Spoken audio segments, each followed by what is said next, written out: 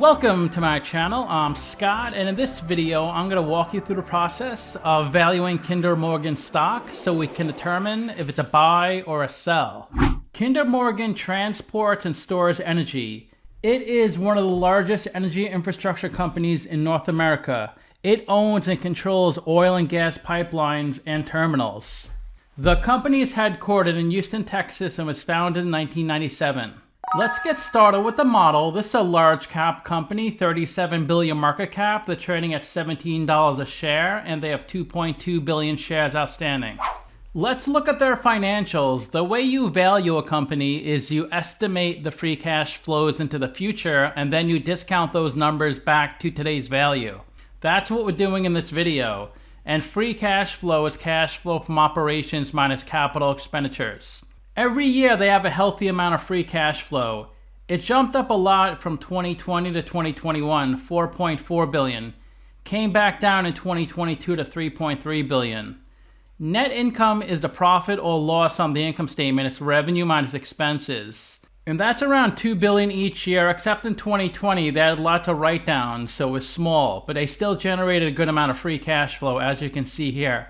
Revenue is the sales for the company, and that's gone up from 13 billion to 19 billion. They recently released their first quarter earnings, and this is their income statement. They had revenue of 3.9 billion in the first quarter. In the first quarter of 2022, it was a little higher at 4.3 billion. Let me give you a breakdown of this number so you know what it is. Of the 3.9 billion of revenue, 2.5 billion is from natural gas pipelines. That's delivering natural gas to its customers through its pipelines. 670 million is other energy they pass through their pipelines. Another product that goes through their pipelines is LNG, liquefied natural gas. They generated 460 million from terminals. That's storing the product. And last is 300 million from CO2, carbon dioxide. Let's go back to the income statement. Cost of revenue is 1.2 billion. That's the cost to buy the product. Operations and maintenance, that includes payroll and maintaining their pipelines, 639 million.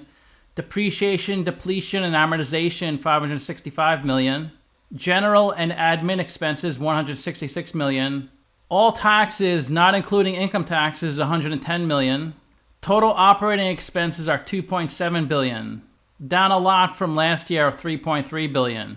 Their cost of revenue was a lot higher last year than this year. That's why this year is so much lower.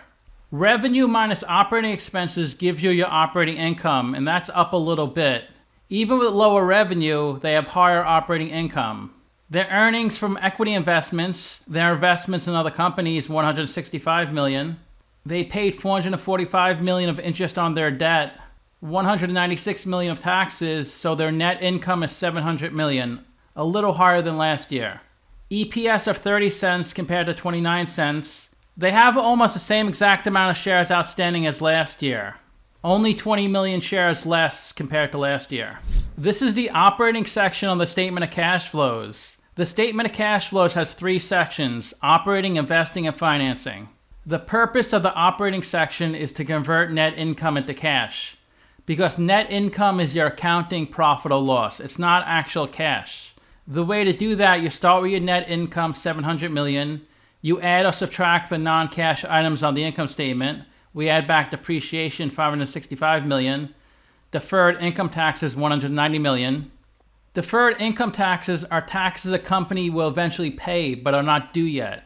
They pass through a gain on their equity investments. That's a non-cash item, so we minus it out here.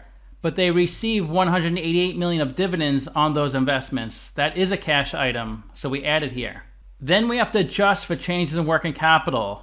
When a company sells product on credit, meaning you're providing a customer a product or service, but you're not getting paid, that's when a company uses accounts payable. They had a cash inflow of 536 million on accounts payable. That means they extended credit in the past, but in this quarter, the first quarter of 2023, those customers are paying for their items. So maybe in a prior quarter, it was negative 536 million when they sold the product on credit. When a company buys inventory and puts it on their balance sheet, but when they sell the inventory to a customer, then it's a cash inflow. They removed $88 million of inventory off their balance sheet and onto the income statement.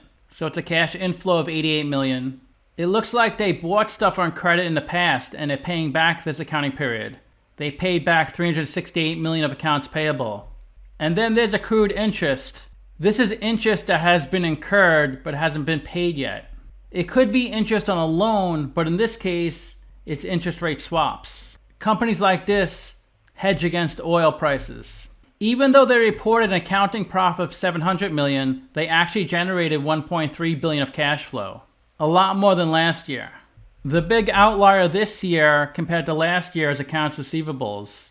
They received $536 million. Last year, they had a negative $51 million. That's almost a $600 million swing. Let's look at the capital structure. $31 billion of equity, $32 billion of debt. They're 49% equity, 51% debt. Their net debt is $31 billion. So they have $750 million of cash on their balance sheet. I gave them a WACC of 11%, and that's the discount rate we're going to apply to the future cash flows.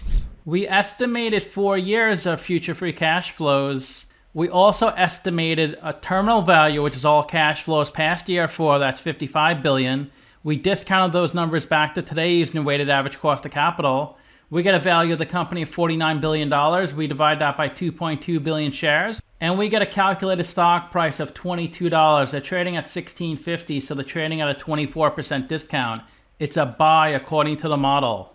13 months ago, I did a video on this company, and they were trading at $19. My valuation was $18, and they did hit my number, but came down even further to $16.50. Now I'm at $22, because every quarter, actually every day, things change. But nobody could predict the future, especially the future of oil prices. If you could, you'd be a billionaire. Simply Wall Street's at $15. They say the stock is 13% overvalued. 6 analysts priced this stock, and the average price target is $21. The low is 19, the high is 23. Another 19 analysts priced this stock, and the average price target is 20. They say the stock is 22% undervalued. This is where the stock has been trading since it IPO'd. It started out in the low 30s, and that was in 2011. 4 years later, it hit $50. 2015 and 16, oil prices kept coming down, as did this stock price. It fell below $15. But over the next year, it ran up pretty quickly, well past 20. In mid-2016, it was in the low 20s.